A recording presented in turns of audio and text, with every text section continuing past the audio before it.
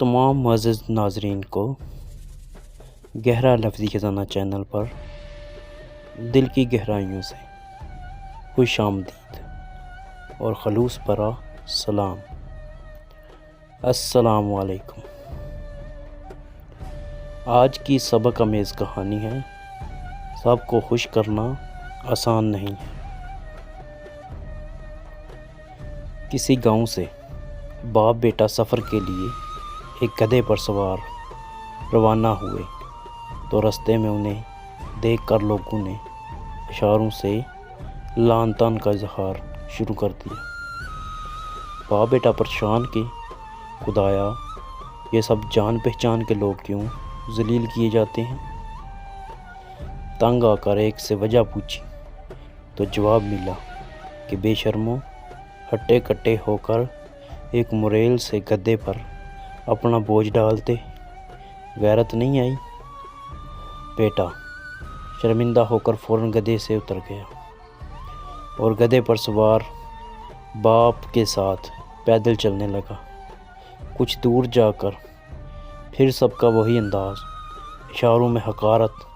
پھر رک کر ایک سے وجہ پوچھی تو جواب ملا، کس قدر خود کا بڈھا ہے، خوب مزے سے سواری کرتا جاتا ہے، یہ پرواہ نہیں بیچارہ بیٹا کب سے پیدل چل رہا ہے۔ ذرا بھی انسانیت ہوتی تو بیٹے کو بھی ساتھ ہی بٹھا لیتا۔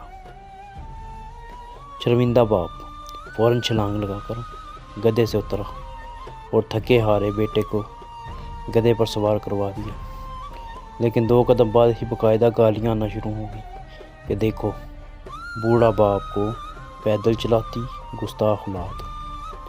بیٹا بھی اتر کر سر جھکائے باپ کے ساتھ چلنے لگا۔ دونوں کو یقین تھا کہ اب انہیں سکون سے اپنا سفر مکمل کرنے کا موقع ملے گا، لیکن اب ان کے کانوں تک کہکے پہنچنے لگے، دیکھو بے وقوفوں کا خاندان، سواری ساتھ ہے اور خود بھی گدھے کی طرح پیدل چلے جا رہے۔ باپ بیٹا رکے، دوسروں کی تسلی کے سارے حربے آزمائے جا چکے، ہر کوشش کر کے دیکھ لی، لیکن تانے ہیں کہ رکنے نہیں آتے۔ لیکن نہیں، ایک راستہ شاید باقی رہ گیا تھا۔